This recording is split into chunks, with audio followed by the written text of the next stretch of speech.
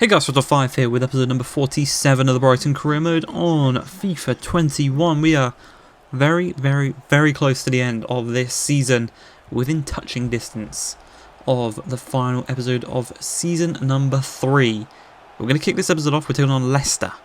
Again, another team we need to beat, another one of those difficult teams where we could potentially see a hiccup. And hopefully, we don't see that today, hopefully we can, kind of similar to the Arsenal game where I thought there might be a hiccup. We absolutely smashed them 4-0. Can we do the same in this game? Only time will tell. As 18 minutes into the game, Klosterman has a decent little chance. Thankfully it's blocked. And a lovely bit of skill there to get the ball away and into safety. As again, another chance is going to come in this first half.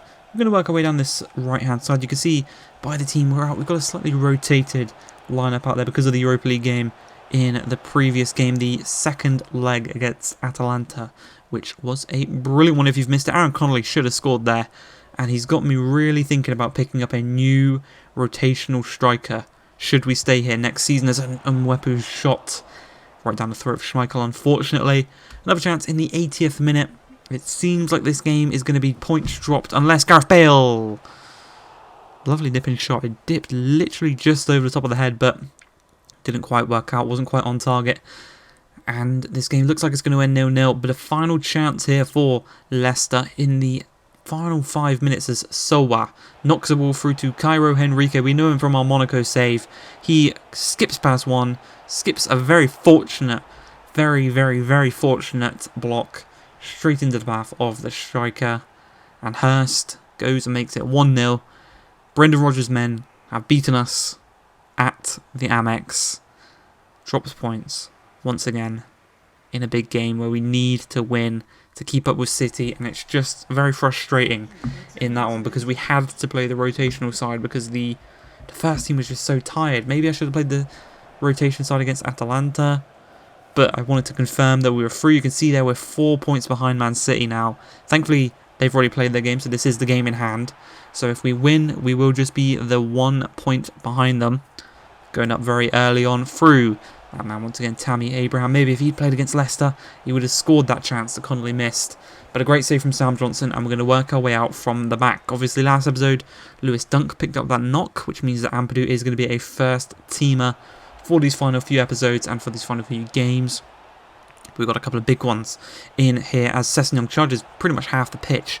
Plays inside to Trossard, Trossard to the Ox through to Tammy, and Tammy goes and gets goal number 2. 24 minutes into this game, he is loving life here against Leeds at Ellen Road. And he's been another one. Him and Cunha are the reason we are fighting so closely to Man City. Trossard's kind of dropped off near the end of the season. This man right here, Leon Bailey, as he charges for on goal to get goal number 3. No, he doesn't. And then Trossard misses the rebound. They've kind of slowed down, which is unfortunate to see because Trossard was brilliant at the start of the season. Maybe it's because I've moved him from cam to the left attacking midfield position, and maybe that's the reason why Cunha's got so good this second half of this season. But Leon Bailey, as we've said a couple of episodes ago, not really been as good as any of them this season, which is unfortunate. You know, we spent quite a lot of money on him, and I do think, again, if we stay here, we probably will replace him next season. But a lovely assist there from Trossard to find Tammy Abraham to get the hat-trick, but unfortunately, the linesman's got his flag up, and he was offside. It was a beautiful little flick, but it didn't quite work out as 10 minutes remain in this one. Very poor throw in them from them. Bielsa's going to be fuming at that one. But Mateus Cunha knocks the ball through to Tammy Abraham. He's got the back line on ropes. They didn't know what to do. Lovely bit of skills. He cuts back outside and then back inside. And he makes it 3. He gets the hat-trick. Tammy Abraham, once again, is going to be bringing home the match ball. You know, surely his room is full of them. His trophy room or whatever, where he keeps his match balls, it is full of them because he's got so many hat-tricks just this season alone. As Mateus Cunha, poor strike, should be scoring that, but doesn't matter. 3-0 was the final score. 3 attempts from Tammy, 3 goals. He could have had 4 if he was just onside for that Trossard assist, but it didn't quite work out. As we move back into the Europa League to the semi-finals of the competition, you can see all the boys coming off the coach. We're playing the first team in this one, and we're taking on AS Monaco. The other leg is going to be between Wolfsburg and Piemonte Calcio or Juventus.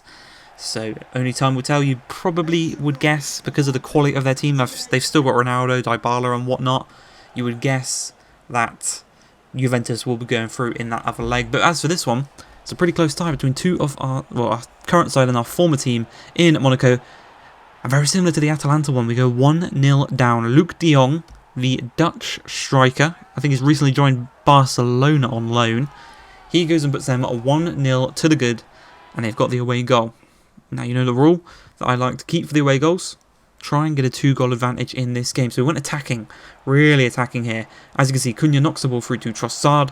A lovely strike through the legs of Lecomte, the goalkeeper, back on level terms. Hopefully, we can now push forward and push through to get as many goals as possible. You know, that's usually what happens. We get the first, and then the floodgates open between kind of when we score that first and half-time. Usually can sometimes even get up to 4 goals. But a lovely bit of skill from Everton to skip past Lamptey. Ampadu with a poor clearance falls it right back to Everton. But we do get the ball with the Ox. The Ox finds Cunha. Cunha's going to knock it out wide to Leon Bailey. First time pass back through to Mateus Cunha. And we've just hit him on a brilliant little counter-attack. And a lovely dinked effort over the top to Tammy. Tucks it into the back of what is a pretty much open net to make it 2-1. Doubling our goal tally in the game and putting us in front for the first time in this game. But they do still have that away goal. That does mean when we go to Monaco, if they get just 1 goal, they are through. And to get the second once again, Luuk de Jong scoring that goal 53 minutes into the game. If they can keep a clean sheet for the rest of this game and a clean sheet then at home, we're out. All of that hard work for nothing in this competition. And as the final 10 minutes count down, we're trying to get that 3rd goal. We're trying to find Tammy. Not really working out because they've got him double marked. And you can see they are dropped back completely. They know this is what they got to do. But we find Louis Charles. Louis Charles has his shot blocked. And Tchouameni is going to look to get the ball away. They play it around quite nicely.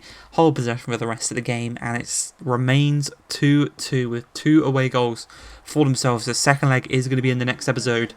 So definitely tune in if you want to see the result of that one. Will we go through to the Europa League final? Only time will tell, but we come into this one against Burnley. And you know, whenever we get a poor result, it seems like we always play Burnley the next game. And it seems like we always take our anger out and our frustration out on that Burnley team. As 13 minutes into the game, Leon Bailey on the ball, trying to do a bit of skill, gets past Taylor, finds the Ox. The Ox puts it just over the crossbar. It was always rising. Would have been one hell of a goal if it had been on target, but unfortunately it was not, as Cunha a misplaced pass, and it could cause a counter-attack here for Burnley, but a lovely sliding tackle from Maitland-Niles, a lovely interception from the Ox. Finds Cunha, second chance, this time he does find Tammy, and this time Tammy tucks the ball into the back of the net. The previous episode was called the one-man show, and it seems like that is happening once again, as we go 1-0 up against Burnley.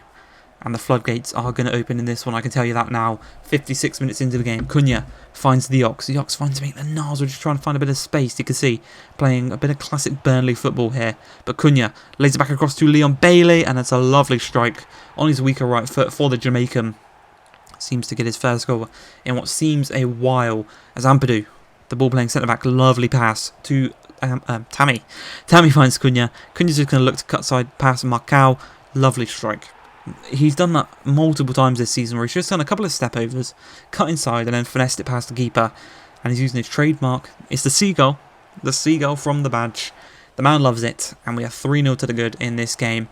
But Ampadu once more, as he charges forward, finds the ball through to Cunha.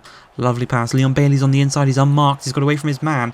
When will he pull the trigger to make the pass? Well, he's going to stop, cut it inside brilliantly. Great save. And he should have made it 4 there, Leon Bailey, but he did put his header wide of the post. And with a minute remaining, Petrovic dinks the ball into the middle. Lovely header by Rodriguez, but Ampadu wins the ball first. Alzate is going to get the ball out wide to Charles, and we've got a chance here to go and make it 4 with a young Louis Charles skipping past Linez, the Mexican. There's a couple of men in the middle to keep beat, but he's going to go it alone. Cuts past Dyer, shoots, but Nick Pope makes the save. They clear the ball away, but it was too little too late. We had already won the game 3-0. And that's going to be it for this episode. I will see you in the next one for the second leg of the semi-final. Peace.